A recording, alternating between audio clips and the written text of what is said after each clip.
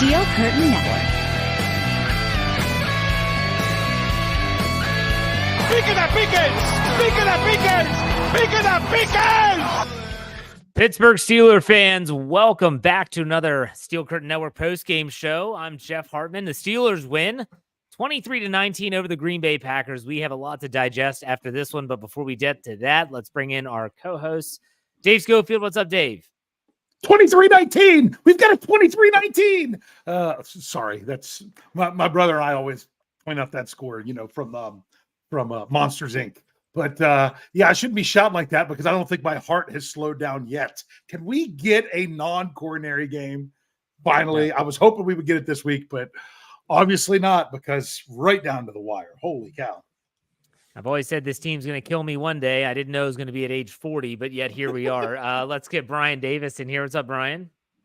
Hey, it is so great to be here, fellas. I got to tell you, I don't care if it's a coronary game. I like the deja vu all over again with an interception to close the game in the end zone. Let's do that every week.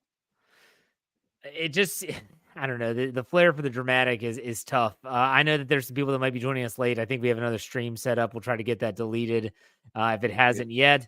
But what we always do is we always talk about knee-jerk reactions to the game, and that's just kind of like our instant reaction. Now, if you haven't checked out Big Brosco's knee-jerk reaction article, you can go to steelcurtainnetwork.com right now. It is live on the website as well as my game recap, and you'll get his knee-jerk reactions throughout all four quarters of action. I'll go first here for once and say that my knee-jerk reaction was that this team, the peaks and the valleys are so severe.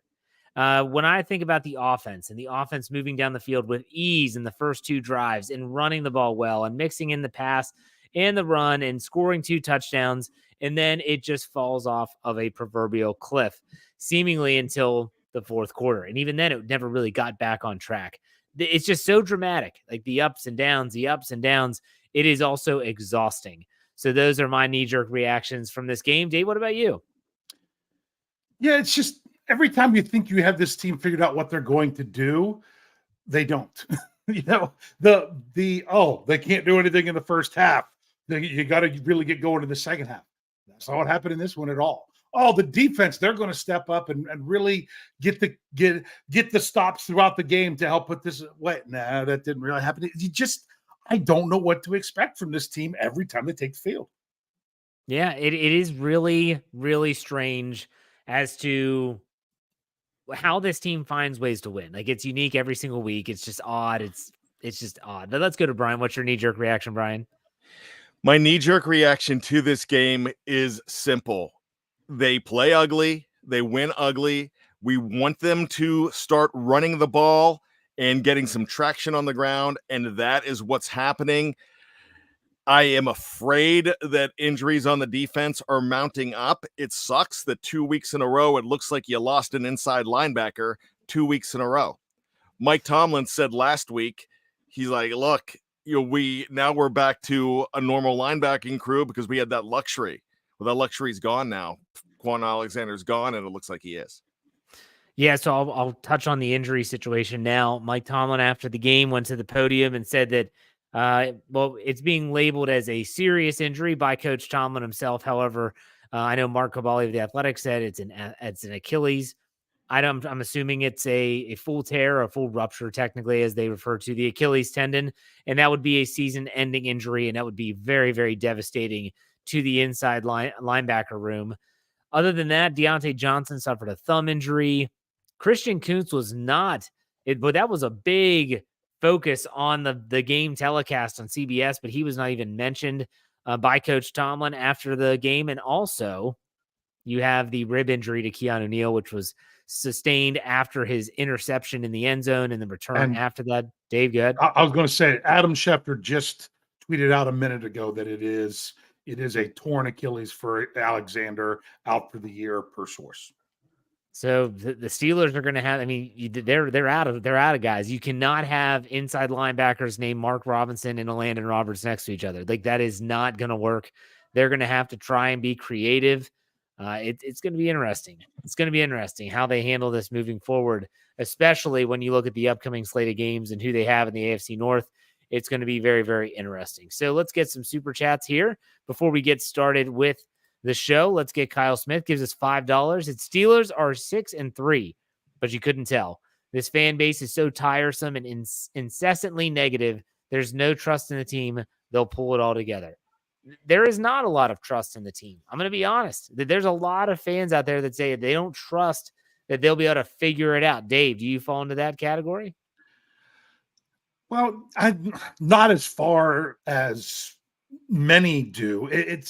There's not a lot of confidence. Kind of what I said before. You even expect them to do one thing well, and then they don't do that. I thought the Steelers could put the game away in the fourth quarter. Oh, we'll get the Steelers, fourth quarter Kenny Pickett. But apparently we only get fourth quarter Kenny Pickett if the Steelers are trailing, and it's an opportunity for a fourth quarter comeback. And they had a 1-point lead going into the fourth quarter, if I recall correctly. So but it's not a pretty style. Of course, they got outgained again, so people are going to make a big deal out of that. But as I keep saying, when the clock hits triple zeros at the end of the fourth quarter, you don't award the victory to the team that has the most yards gained. You don't do it. So no, it's not a pretty style of football. But man, they're showing over their last 18 games now where they are 13-5, and Kenny Pickett is 12-2 in games where he starts and finishes the game, that they just find a way to win one way or the other. Brian, what do you think about that? Do you believe that they'll be able to figure it out? Yeah, I mean, I believe every single week that they're going to figure it out. I actually picked them in this game, and I haven't been picking them a lot lately because I needed to see something.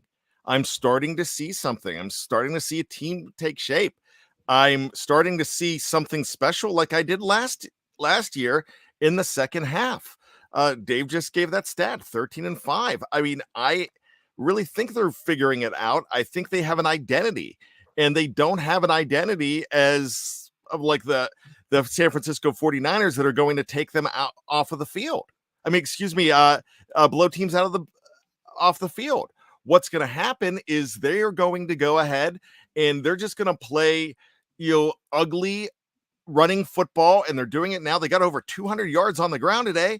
I mean, that's what more can you add when you have a defense that is standing up? They're bending, they're not breaking, but they're winning.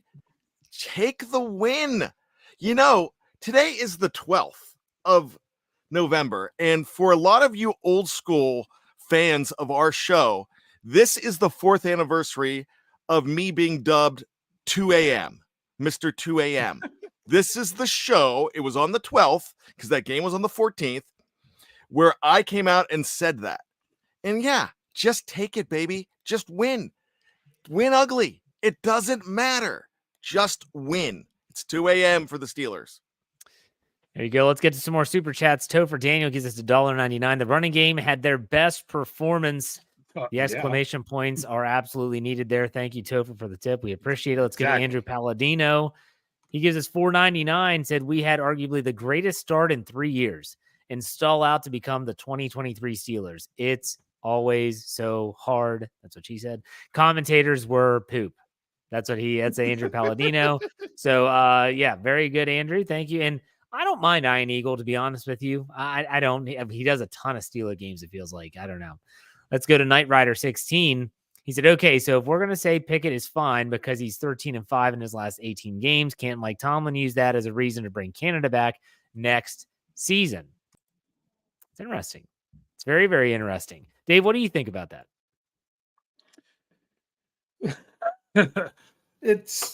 I'm sorry. I was reading Brian's message that he needed to step away for a minute.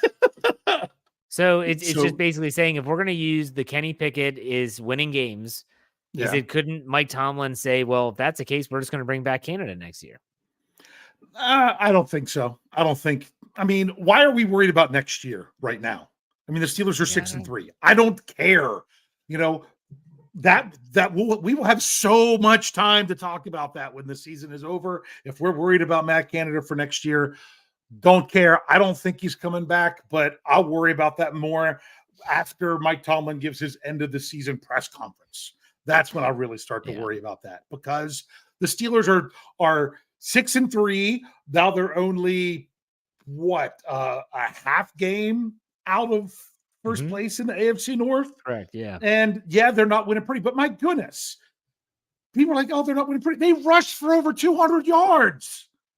How is that not exciting? I'll tell you why, Dave. Bit? I'll tell you why. It's because Kenny Pickett's not throwing the ball well. That's why. If Kenny Pickett were to come out today and he were on target, and even though they're running the ball well and they don't ask him to throw the ball a ton, if he was doing that, people would say, man, now that's Steelers football. That's exactly the narrative that would be spun. But because Kenny Pickett still seems to not be the consistent arm that the Steelers fan base wants at quarterback, they don't view running for 200 as success. Dave, you know that. But, you know but that. I mean, my goodness. I understand your point, but I'm just saying what they're saying. The offensive line in the run game was fantastic. They rushed for over 200 yards. If you're going to have a day that your quarterback is having more issues than even some other games, then you have it on the day where you rush for 200 yards and still win the game. No, I agree 100%. I agree 100%. But I'm just saying the fan narrative. Yeah. When you said they rushed for 200 yards, when will you all be happy? I'm telling you when they'll be happy. And that's when Kenny Pickett has a game where people are like, we finally see him put it together for 4 quarters because we haven't seen and it it looked yet. like this could have been it with those first 3 drives. But then we just wanted more of the same the rest of the time. And therefore we didn't get it, so we're not as happy. I mean, bottom line is Steelers fans only really care about if they scored a bunch of points in the fourth quarter and what happened the most recently, which is really, really kind of dumb if you think about it. It didn't matter if the Steelers scored a bunch of points, still won the game. Oh, they didn't score a bunch in the fourth quarter. Oh, this team is terrible. Oh, what are we going to do? But yet when the team scores 14 points in the fourth quarter and wins the game, oh, look, everything's great. Okay, it's more than just that. I think that in today's day and age with social media and things like that, the fan base, they want the team to win, but they also want to be able to have a win that they can then go out and say, haha, look, we didn't just barely beat a team that's now 3-6 in Green Bay, but we went out there and we did it in a way that now we can say that we are legit 6-3 team. Where I think a lot of people look at the Steelers now and say, they're 6-3, but they always have that but there. That's tough. But let's get to these super chats before we get into the offense. Tom Plays Games, or Tom Muir. He gives us $6. Says $1 per W. Strong defense and strong running game gets it done. Here we go, Steelers. Here we go. The defense gets it done when it matters. We'll talk about the defense. There's a lot to discuss there. It's insane what they're doing, if I'm being honest. Let's go to Justin Gall. Gives us $4.99. Defense selling out on the run is a winning formula, as annoying as the cardiac arrest finishes are. Like I said, the defense is absolutely something to discuss. We'll get to all that. Let's start on the offensive side, as we always do, and with the quarterback, like we always do. And that would be one Kenny Pickett. He finishes 14 of 23, 126 yards, averages 5.5 yards per throw, no touchdowns, no interceptions, 1 sack for 7 yards with a rating of 75.6. I'm just curious, if you were giving Kenny Pickett a grade, we don't do this anymore, but if you were, Dave, what grade would you give him? Oh, I would probably give him 126 yards for the game. I'd probably give him a C- or a C. He didn't turn the ball over. Yeah, there was almost the interception that didn't get the ball. And yes, that probably was a backwards pass. If they would have called it that on the field, there's no way they would have overturned it. Honestly, I think I know why they didn't overturn that call. I think they didn't overturn that call because if they would have overturned it, they still wouldn't have been able to give the ball to the Packers because they blew the whistle well before they recovered it. And rather than to admit their own mistake of blowing the whistle, they just let the play stand. And it did cost. The Steelers would have been pushed back even farther if that would have been it. But I don't know. Bottom line is they don't want the officials to look bad because they do plenty of that on their own, looking bad without New York covering for them. Anyway, sorry. Done with that one for a second. I'll get off my soapbox. But no, he did not play well. The best thing you can say is that he didn't kill us. So what did you say, C-? I said either a C- or a C, somewhere around there. All right. What about you, Brian? I hate this game. But let's go C+. And here's why. When you need to run for a first down in a critical juncture, you get it. When you have to go back to pass and complete a first down late in the game, you get called for, I believe it's a pick on Calvin Austin III. but you made the throw, you made the play. It looked like you had fourth quarter Kenny. Look, there's people that want to say that Kenny Pickett's not the guy. Kenny Pickett is not the guy, excuse me. And you know what? Yeah, I'm going to give him credit because they still won the game. People are salivating over Will Levis. They got destroyed. They got crushed. No touchdowns. They lost today. So that's all I'm going to say about that. What do you people want? Do you want to win? And do you want to keep on saying, "Oh, they can't continue to win that way"? Is that what you want? Or do you want to celebrate the win? That's all there is to it. I talked about this on Bad Language last week. And what people don't understand is you expect every time the Steelers draft a quarterback to go ahead and he be the next guy. He be better than Ben Roethlisberger, better than everybody. You want that next superstar. It's not all the time that you're going to get that. Kenny Pickett is winning football games for your team. And that's it. He's winning football teams. I would love to have a guy like CJ Stroud. But here's the thing. CJ Stroud was the second pick in the draft. Yeah. And I don't want the Steelers drafting that high. The Bryce Young is not great right now. And he was the first pick in the draft. They were in the market for a quarterback there. They took one, and he's winning games for you. He's not throwing crucial picks. Sure, they got away with some stuff. But yeah, I'm going to celebrate when he goes ahead and is smart enough to go ahead and go for that running play, to go ahead and move the chains. He still did it. Am I calling him better than Ben Roethlisberger? No, I'm not. But my gosh, this is who you have. This is who you have. They're winning. I can't expect anything more right now. If he goes down and you get your wish and get Mason Rudolph, if he goes down and you get Mitch Trubisky, oh my gosh, it's going to be worse. So for me, I have to separate, like, when we talk about a specific player. So we're talking about just Kenny Pickett. Like, we're not talking about the team in the overall win or the offensive scheme. Like, I'm just looking at that individual player. I'm giving him a D, and maybe borderline at D minus, because what I'm seeing from Kenny Pickett is that when he drops back to pass, I don't see anything that even resembles a confident quarterback. I mean, you see it they're talking about it on every single broadcast, not just last week on Thursday Night Football with Kirk Herbstreit, this week. And it's just like, he just doesn't seem to be comfortable. He doesn't seem to be confident.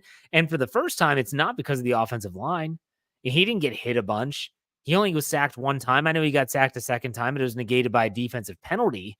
But it's a situation where if I'm looking at just Kenny Pickett's game, it's not good. It's not good. Is he winning games? Absolutely. This week, it was because of, again, opportunistic defense and a hell of a running effort and a great run blocking offensive line against the Packers. That's why they won this week. But if I'm just looking at Kenny Pickett, it's way below the bar. I mean, it's way below the bar. And I think we just have to call it like it is. Is he the best option they have? Absolutely, he is the best option that they have. Is there a chance for improvement? I sure as heck hope so. Because I think, like I said, the bar is pretty low. So I'm going to give him a D. And I just think that I just want to see something. Like, give me something. I mean, I know the fourth quarter stuff is great. But like Dave said, the first two drives were like, all right, finally, here we go. There's some rhythm. There's some bounce in the offense. And then flatline. Just complete flatline. I'll be honest with you. If you take all the drives of the entire game and flip them, people are giving them a B or an A. Well, because it's happening at the end of the game. Exactly.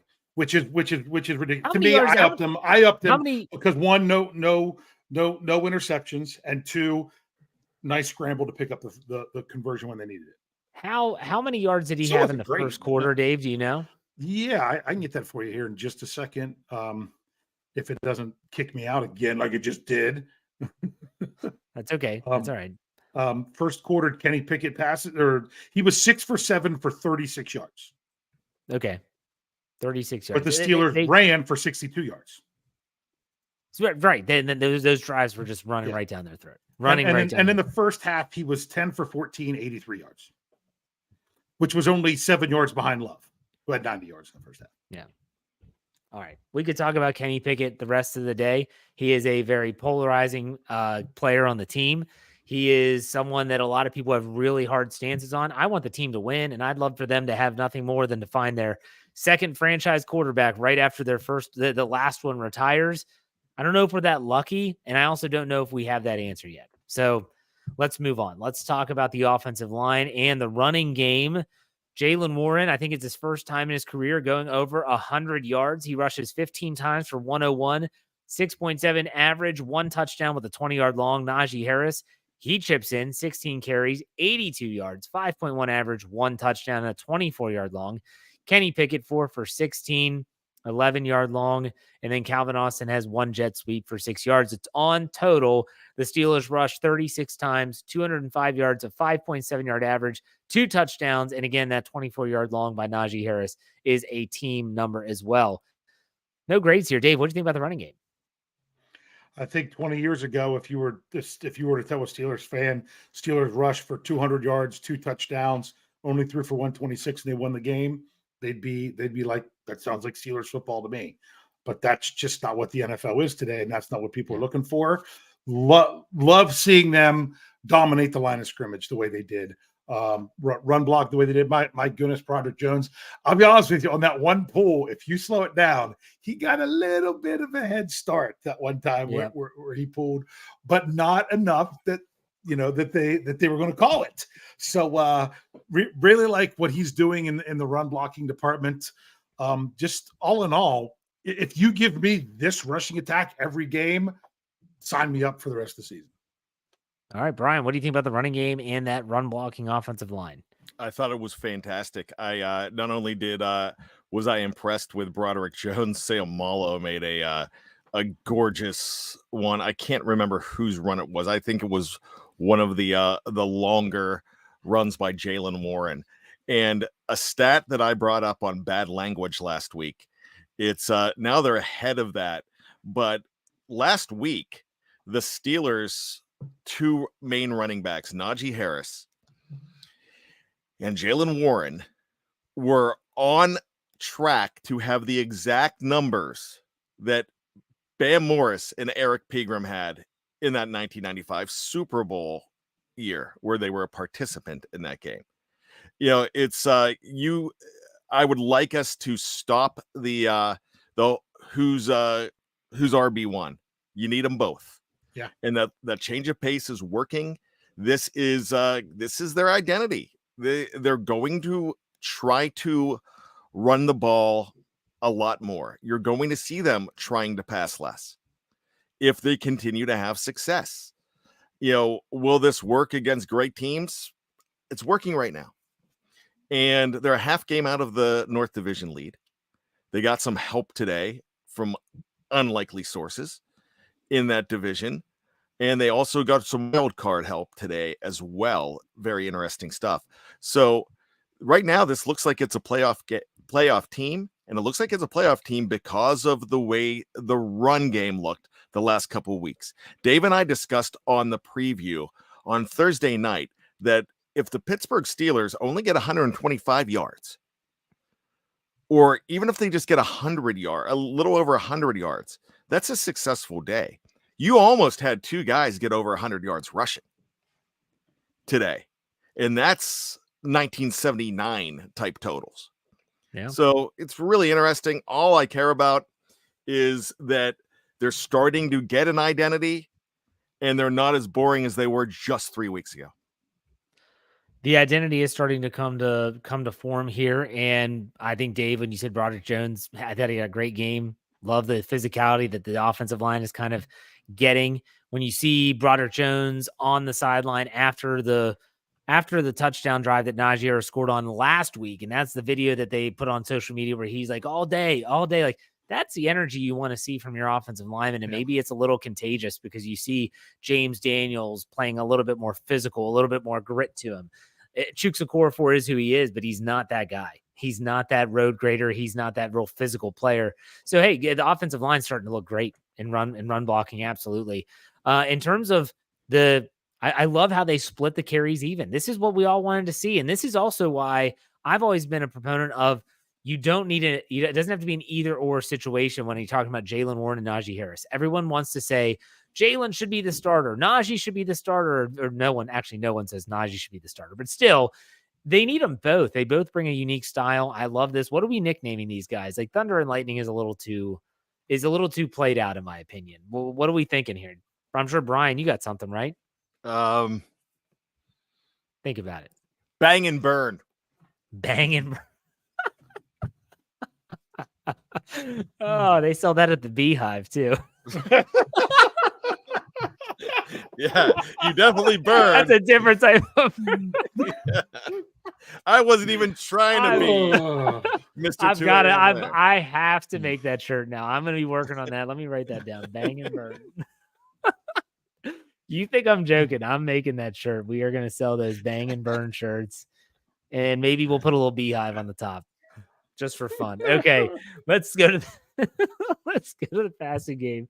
Oh my gosh. Okay, let's talk about the receivers or pass catchers. George Pickens leads the way. 3 catches for 45 yards on 4 targets. Connor Hayward 3 for 32, 4 yards. Deontay Johnson 1 for 17 on 4 targets, but that one drop was just crucial. Najee Harris 3 for 14, Jaylen Warren 2 for 9, Darnell Washington 1 for 6, and Calvin Austin 1 for 3. Should be noted, like George Pickens' numbers should be a little bit more inflated. It was that Calvin Austin offensive pass interference call that was really rough that negated that 3rd and 10 first down play. It is what it is. Dave, what do you think about the pass catchers? Okay, well, I want to ask about that play before I get into overall. They called that offensive pass interference. The ball was already in the air by the time Austin made contact. And honestly, Austin made contact. He did. All that did was get George Pickens wide open rather than just open. Yeah. If he doesn't hit the guy, it's going to be catch game over anyway, because I think Pickens was past him. But when we happened to see it, he was wide open because of that. So it was kind of a shame that happened. And you can't, and some people are like, that was a terrible call. He ran into him. He did. And they're not allowed to do that. So they're going to call that, whether or not they should. Right. That's your argument more than anything. But overall with the pass catchers, that one to Deontay, was that a drop or did the guy have his hand in there?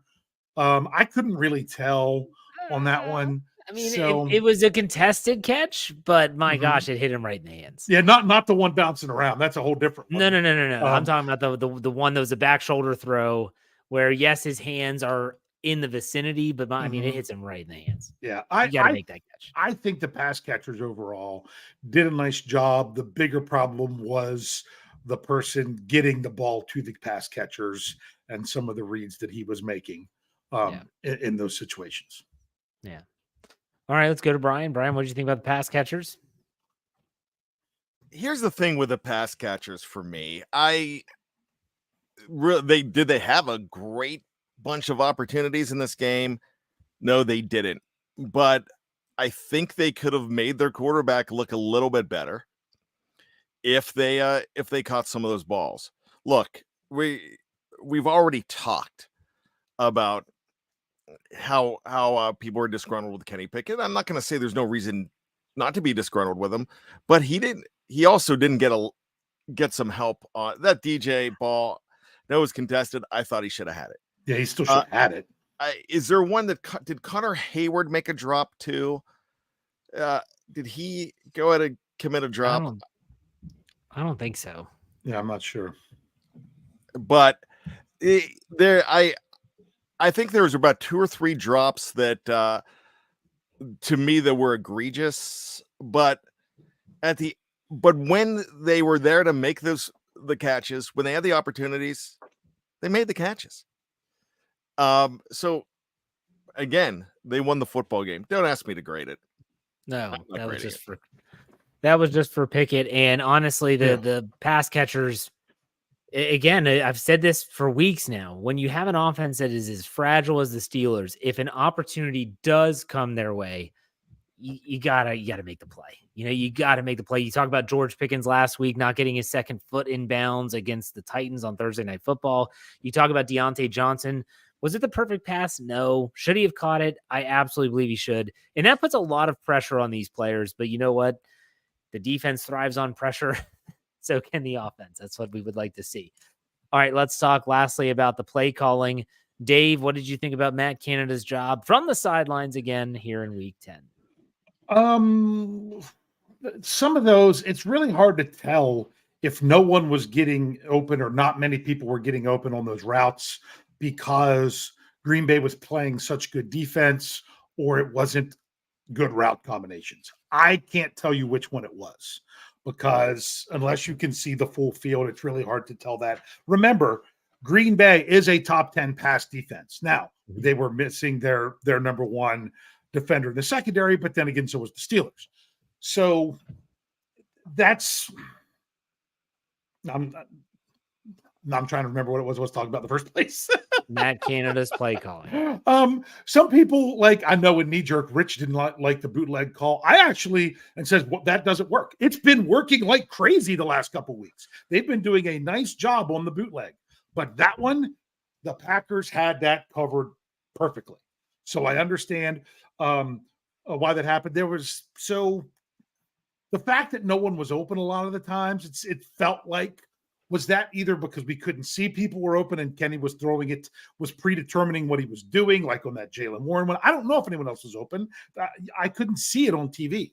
So I don't know if that was a Kenny Pickett thing or a bad play design or good defense or possibly a combination of all three. Brian, what are your thoughts on Coach Canada? Again, they got it done. Here's the thing with Matt Canada. Sure, I don't care where he is. Some people are going to say he's better off in the stands. I know he's 2-0 on the sidelines. They also have 4 wins with him up in the press box as well. Not the stands, excuse me.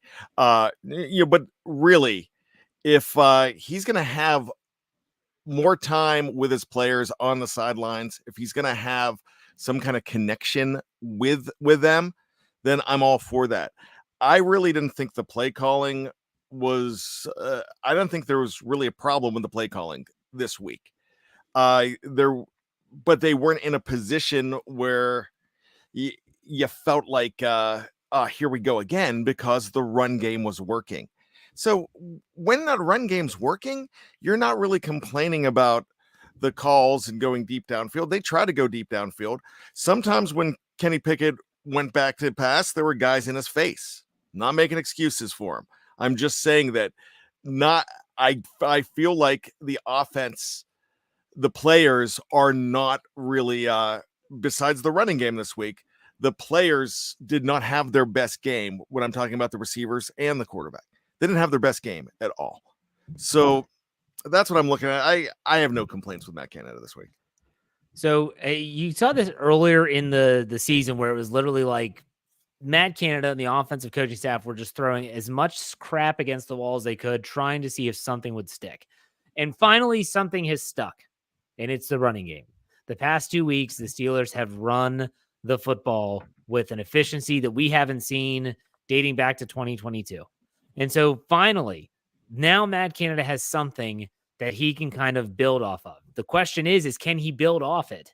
You saw in the first half, Dave, what were the rushing numbers in the first half compared to the second half? Do you have those? They had 100 yards in the first half and 105 yards in the second half. That's fantastic. I'd love to see Matt Canada be able to creatively, and this is a big ask. A lot of people don't believe that it could even happen, and I'm not sure if it could happen, is build off of the running game that you've developed in the first half and then slowly start to open things up in the second half off of what they're doing. So what did the Packers do?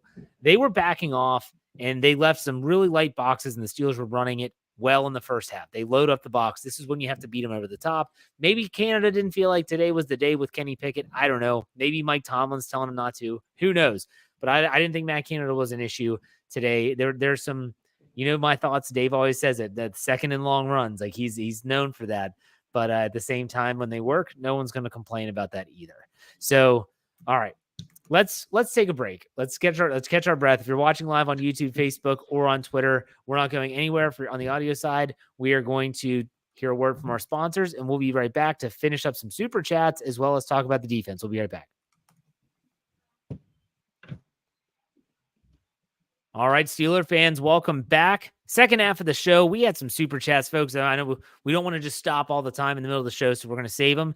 We'll make sure every single one is read. Let's get this one from Shane, 499, said Kenny Pickett doesn't have the stats, but he also didn't throw 2 costly interceptions. I'll take the wins over the stats any day. Okay, very good. Let's go to Jeff Coons from up north in Canada. The lack of inside linebacker depth has come home to roost. Omar Khan is going to have to work his magic this week. Don't blink. It's great to have you out of jail. He's talking about me when I got put in Twitter jail. He's the guy I was talking to on Twitter when I told him to cut his eyelids off, and they thought it was threatening.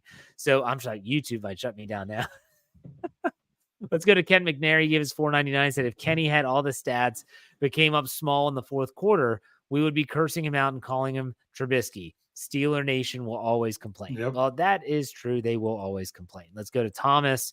Thomas gives us $5. He said, a win is a win. I don't care about stats. I care about if the team, them not losing a game. Very well said.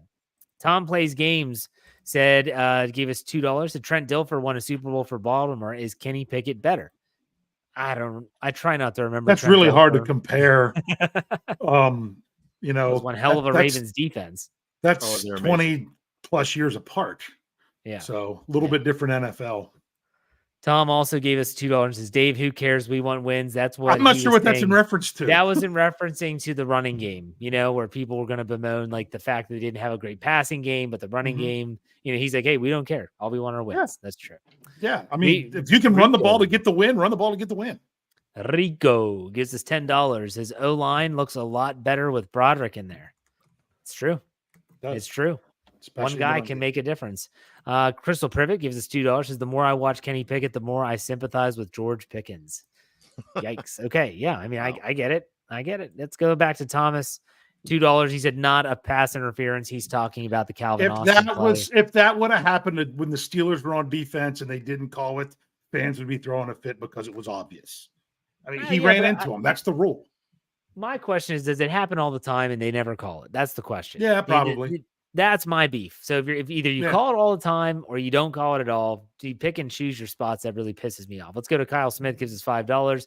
Do slants exist in this playbook, middle of the field, or anything outside of back shoulder throws? Kenny Pickett wasn't great, but no rhythm in the passing play calling.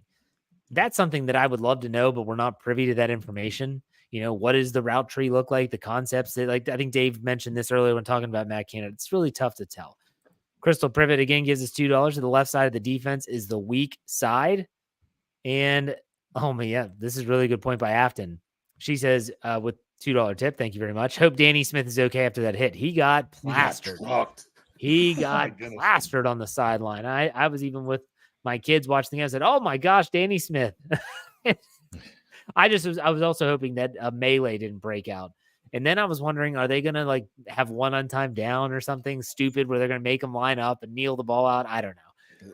Nonetheless, let's talk about the defense, the bend, but don't break defense. The Steelers defense. Let's talk about the pass defense first. Jordan Love, 21 of 40, 289 yards, a 7.2 yard average, 2 touchdowns through 2 interceptions, was sacked once for 6 yards with a 71.8 rating. Let's talk about quarterback hits. 5 for the Steelers. Watt had 2, Highsmith 1, Keanu Benton with 2. Guys, what did you think about the pass defenses specifically? Steelers finished with 7 pass defenses. What did you think about that pass defensives? Dave, go ahead. So we're talking pass. We're not talking pass rush. We're talking not pass rush just yet. Just pass defense. Just making sure. Yes. Yeah, the Steelers. I think when they gave up their biggest plays, is how many times did you see? How was that guy wide open in the middle? They had a guy running over the top, and both guys went with him, and then the guy in the middle was wide open. I think this secondary is so desperately missing the communication skills of Minkah Fitzpatrick that it can almost cost them this game because they gave up all those yardage. And I think Minkah Fitzpatrick makes a huge difference in this game, if nothing more than the communication. The communication was struggling anyway because Quan Alexander just gets the green dot. He goes down. Mark Robinson gets the green dot on his helmet for a little bit because he's the one running on the field. but I don't know at what point they switched it. It ended up being a Landon Roberts in the second half. I don't know if that was at halftime or at what point. So there's definitely I feel they came through with some big plays. They got the interception, nice interception in the end zone. The biggest thing is it takes every single play and a communication breakdown on a couple times. That's when you're giving up big stuff.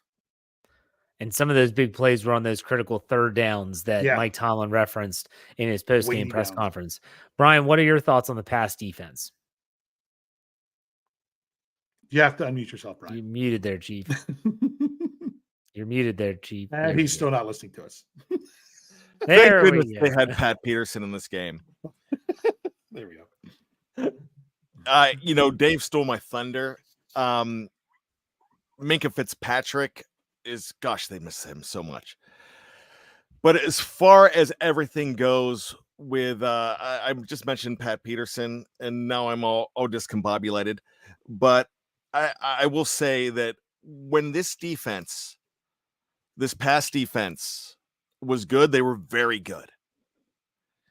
When they were bad, they were dreadful. I mean, there were guys all alone, and it was like chickens running around sometimes with their heads cut off, and it just looked like pandemonium out there. So yeah, it's when you lose a superstar like Minkah Fitzpatrick, you're gonna feel it. When you lose Quan Alexander, you're gonna feel it. I like the fact that they were putting some heat on him. I will say if I make an excuse for the defense for one of those long balls, that ball late in the game, I don't even know how. I mean, he just flung it. Jordan Love just flung that ball. I mean, he threw up a prayer and it was answered because I don't even think they were expecting that ball to even get in the air. It was just really weird, but Levi Wallace is a liability.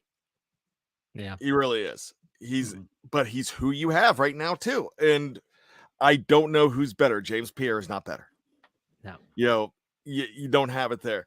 Patrick Peterson had two major plays in the game, and the one that became the pickoff on Keanu with Keanu Neal bringing it down, that was a nice play because he batted it in his hands. Even though this was a special teams play, if you don't have Patrick Peterson going and blocking that kick, this is a tie game. This game goes into overtime where anything could happen. Yeah. Well, because I'm sorry. I thought you were the difference between 4 points, and they've had this so much this year. The difference between 4 points and 3 points, they had it against the Ravens. They had it against the Titans. That makes a big deal, and the Steelers have feasted on having more than a 3-point lead in crunch time. I think for a lot of people, they're like, what about Darius Rush? I mean, talk about a step backwards. The dude was inactive today. Yeah. Like, he was inactive today. So for all those people out there that are wondering, is this guy going to be maybe, Brian said it, James Pierre's not better. No, I'm not saying that he is better. And obviously his special teams prowess gets him a helmet over someone like Darius Rush. But man, the secondary can struggle at times, but then they seem to always come up with the big play when it matters the most. Patrick Peterson obviously had a great game showing up, and we've been waiting for some of these performances. Keanu Neal, gosh, that guy gets his 4th interception of his career, and he gets injured on the return. Like, go figure. Like, that's kind of some of the stuff that happened. Nonetheless, okay, good job on the secondary side. Let's talk about the pass rush. Mentioned the quarterback hits.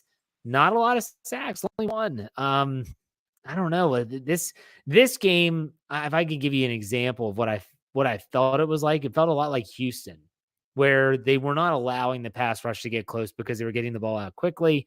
The misdirection run game freed up some of the pass rushers and slowed them down. What did you think about that, Dave? Yeah, the pass rush wasn't getting home. It's what I said on the preview. I'm like, oh, they're having problems on the offensive line. They didn't have any of their offensive linemen inactive that were all questionable and everything from what I could see. But I said they're just going to scheme around it. Did you watch and see what was going with TJ Watt? It's just like he had been before. Why was their tight end not getting into things until later in the game? Because he was chipping TJ Watt a lot. So teams are trying to do that. They're specifically trying to scheme around not, the Steelers' big pass rush or slow them down with the screen game, which they tried to do early. The one, I think it was Roberts and Benton ended up getting it for, no gain 1 yard, but they had another one that went big before that, which can slow things down. So I think the Packers are the ones that did a nice job. Not that the Steelers didn't do a good job, but man, Keanu Benton's just getting better and better every game. Sure is. Absolutely. Brian, what are your thoughts on the pass rush? Yeah, they didn't get home as much as they could have. This seems typical of the Steelers. It's really weird when we have a preview and we're talking about how beat up a team's offensive line is. It just doesn't seem that they get to the quarterback as much.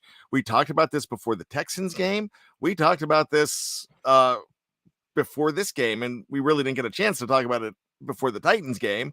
They did get to the quarterback last week, but I just did not feel that they were going to get all these sacks in this game because something happens that they scheme differently and they hold their own enough.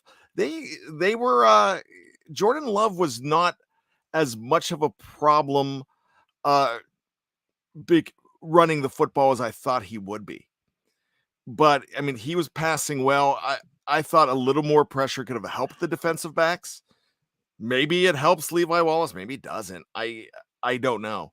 But you have one player getting now 10.5 sacks, and looks like you have a new guy that could rival Javon Hargrave in the middle as the guy at nose tackle.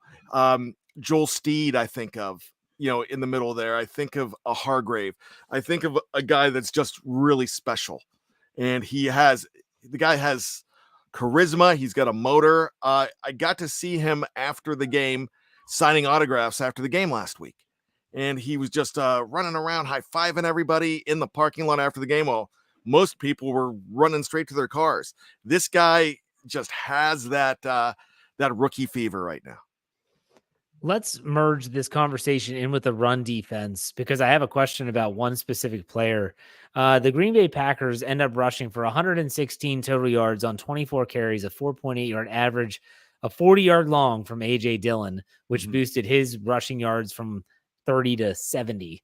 Aaron Jones, 13 carries of 35 yards. So they bottled it up pretty decent, except for that 140-yard scamper. But Cam Hayward doesn't look right to me. I know he's getting up there in age. I know he's coming off surgery, and that's tough. That's difficult.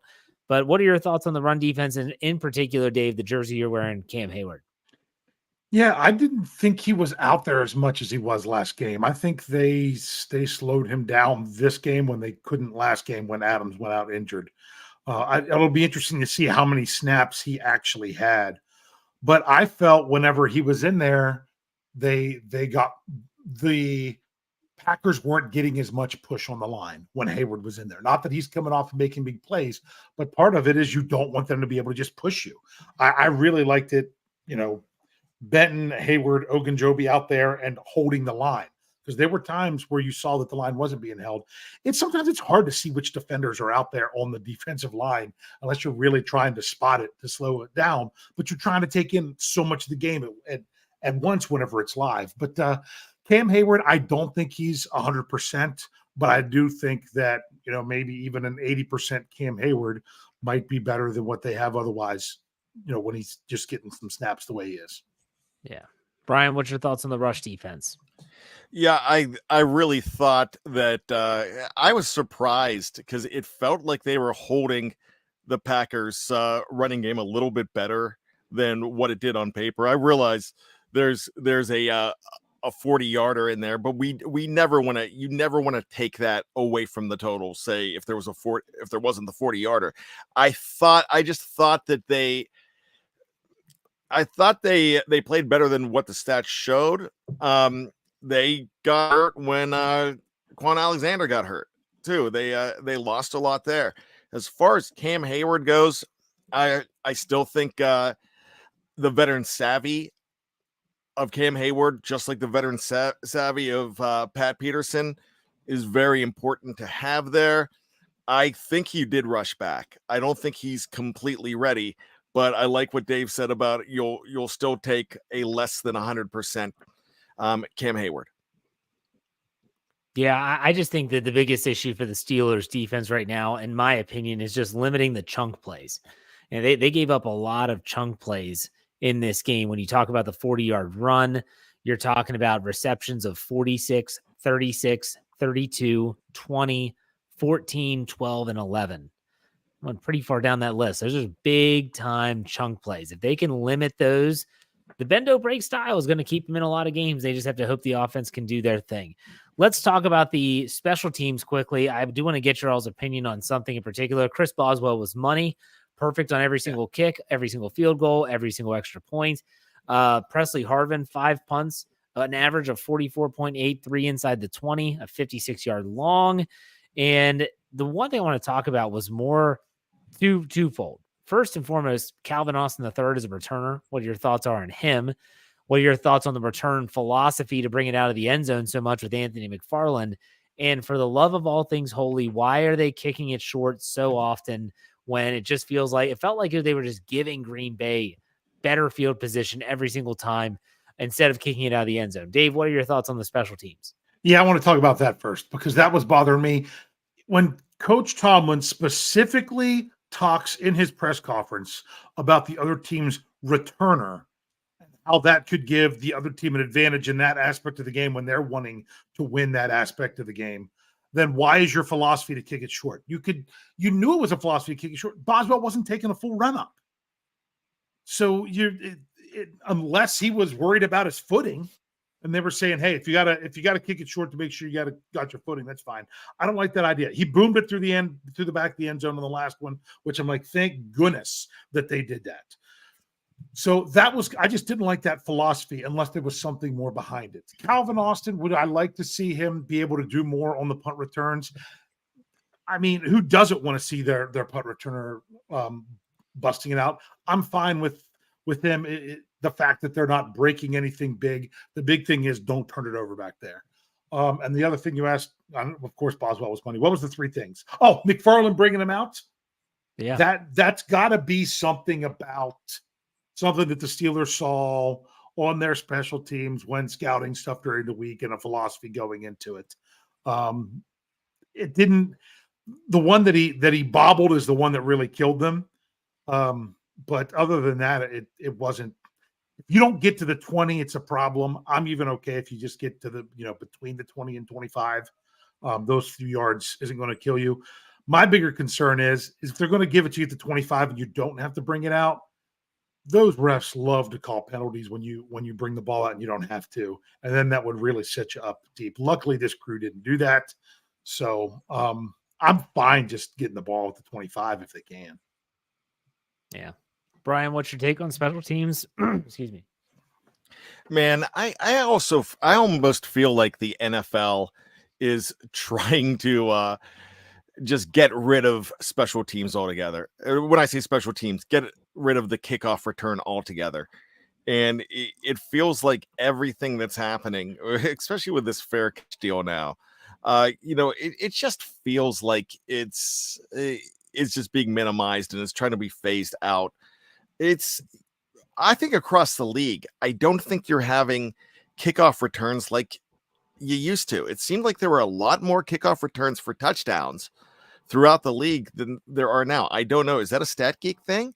Is that something we look at, or are the Dave's like, I'm not doing the research on that. Well, no, you're saying the number of returns, the returns for touchdowns. I don't think I think that's kind of gone by the wayside. I really enjoyed. You always enjoy how somebody can go ahead and change the game with one return, especially late in the game. And it seemed like Green Bay had that going with Nixon. And I thought the Steelers just don't have it, but I think that's a team philosophy right now. Like what Dave said about them saying about McFarland, they might have noticed something on tape, but I just feel that it's not a crucial part of the Steelers game, that they're not putting a priority on it. Yeah, it's going to be interesting to see how that plays out. Chris Boswell is money in the bank, though. That's all I got to say about that. Yep. All right, let's finish up with the super chats and we'll get to final thoughts and move on. Oral Richards gives us $5. His Steelers are quarterback deficient. Need to draft one early, not even close to CJ Stroud playoff maybe, and out week 1. Okay, it's an interesting take. Let's go to Justin Gall, $9.99. Can we give up more yards on first and second down because 3rd and 8+ were dead in the water? Yeah, they struggled sometimes on 3rd downs. I think it's their defensive philosophy in those positions. Yeah, I guess so. Let's go to Thomas. He gives us $5. Congratulations to TJ. 2nd most sacks in the first 100 games since stats were official statistic. He passed his brother. He's got 88 now. I think Reggie White has like 100, some absurd number. Yeah. Chris G gives us $2. Is Anthony Barr still out there? Is he an option?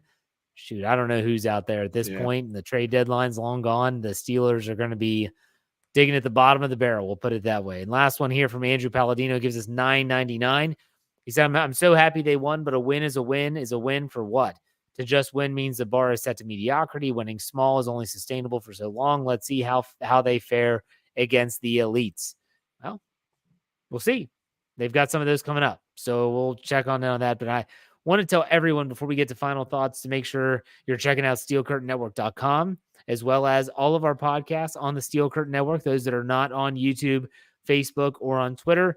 That's Brian's Bad Language, Dave's Stat Geek, My Let's Ride podcast. Check them all out. But let's finish this up with final thoughts. Dave, go ahead. Yeah, you got to remember at times that it's what you're doing each day. Like the Steelers went out there and played the Green Bay Packers today. If they played the Green Bay Packers on a different day, maybe the Packers aren't making some of those really nice throws that they're making in the first half for their touchdowns and things of that nature. Maybe Kenny Pickett has a better day at another time. I know some people are like, well, we just haven't seen it yet. I mean, we have at times. You just don't see it as much as you want to. Bottom line is the Pittsburgh Steelers played the Green Bay Packers today. They didn't play an elite AFC team today. That's not who was on their schedule. They played the Green Bay Packers today, and they won. Next week, they'll play the Cleveland Browns in Cleveland. And it's how they play on that day and how the Browns play on that day that will determine on who wins that game. So for me, you've got to be playing your best football towards the end of the season. And the Steelers, I don't think are anywhere comfortable with saying they're playing their best football. They're not. It was their best rushing performance that they've had in a long time. Yes, but they're still not playing overall their best football. They need to keep working towards that goal and continue to win as many games as you can along the way to put yourself into consideration at that time. So we can talk all about what the Steelers would do in the playoffs today, but I'm sorry, the playoffs aren't in the middle of November. They're in the middle of January. So in the next 2 months, if the Steelers can keep winning and get there, that's what's really ultimately it's going to come down to. Well said. Brian, final thoughts. Let's look around the AFC North before I get to my final thoughts, because that's a part of my final thoughts. The Cleveland Browns winning today, I was shocked because I didn't get to see the win because I was preparing for this show and listening to the post-game press conference. When that happened, that did 2 things for me. One, we live in Maryland, so we understand how important it is to watch Baltimore, who seemed like a runaway train, to watch them lose. Also, it has the Cleveland Browns hosting the Pittsburgh Steelers, not trying to stop a losing streak. And I like the idea of that as well. I usually like the Steelers going to play a team that hasn't just lost. I always think, especially a good team, and the Cleveland Browns right now are a good team, and we know they're a good team. So with that being said, the Cincinnati Bengals lost to an emerging Houston Texans team. Now, not only does that do something, the Houston Texans now have a wild card advantage over the Cincinnati Bengals. So think about that. Things are going to get really interesting. Look, I realize it's not a blowout win for the Steelers. I know it, but the goal is to make the playoffs and make some noise in the playoffs and improve and find your identity. They're starting to find their identity. And when you do that, you start to believe that you could win. And then it doesn't matter how you win. It's as long as you keep winning, especially in the playoffs. We're not talking about the playoffs right now in November. We're just talking about the fact that they're finding themselves, and I would much rather have a team be 6-3 than 2-7. And that's what we were looking at last year. At the very end of that season, on week 18, we were looking at a Pittsburgh Steelers team that came a very bad horse collar call on the New York Jets against the Dolphins from making the playoffs. So I would rather this team be looking in front of them to just keep on winning than having to look around and say all these scenarios got to happen to get in. So the last thing I'm going to say about this entire thing is this is your Steeler team. They can't make trades right now. They can't get rid of anybody. You've got to trust that they have the right personnel in there, and I think they do. They've got to win with the guys that they have because you can't make a change right now. So with Kenny Pickett, we got to get on the road, the boat and row right now. We just have to hope he continues to get better. And I will take the threat of a fourth quarter Kenny as being a threat to so many other teams because we didn't have to see a fourth quarter Kenny as much. But when you thought you had to today, he was starting to come alive. It looked like he would have come alive late in that game. We just don't know because it was the rare thing that they had a lead going into the fourth quarter. We'll see what happens. I'll stick to my optimistic take here. And, you know, sometimes for those of us, like the three of us on the screen right now or in your ears, we hear so many of these narratives on a daily to weekly basis from the fan base. Anyone remember the one about the Tomlin loses to bad teams, you know, at home and trap games and all this stuff? And that would have been this game. Like that would have been this game, but they didn't. They found a way to win this game. Go back to last year, that 2-6 start before the bye week, like Brian mentioned, it was bad. The Steelers are 6-3. So unless we're not going to improve at all, and I say we, I'm not talking about, you know, I'm not a part of the team, but unless the Steelers are not going to improve in any shape or form moving forward, I'm going to trust that there's going to be some incremental growth and that they're going to be able to get some players back like Minkah Fitzpatrick, maybe Pat Freiermuth, and maybe they're going to start to make some changes in terms of philosophy and things like that and see some changes in terms of results on the field. We're starting to see it little by little. Like that opening, the first quarter on offense was much better, but can they do it over the 4-quarter span? We'll see. They're winning while they figure it out. It's not pretty. No one loves that, but nonetheless, they're wins. And I'm not going to bemoan that or complain about that. So, gentlemen, it's been a good show. We will be back next week after the game against the Cleveland Browns. Make sure you check out all of our podcasts on the Steel Curtain Network. Search Steelers anywhere you get your podcast, and you will find us. Check it out. Subscribe, follow so that you don't miss a thing. Like us on YouTube, all that good stuff. We appreciate everything, gentlemen. Until next week, take it easy.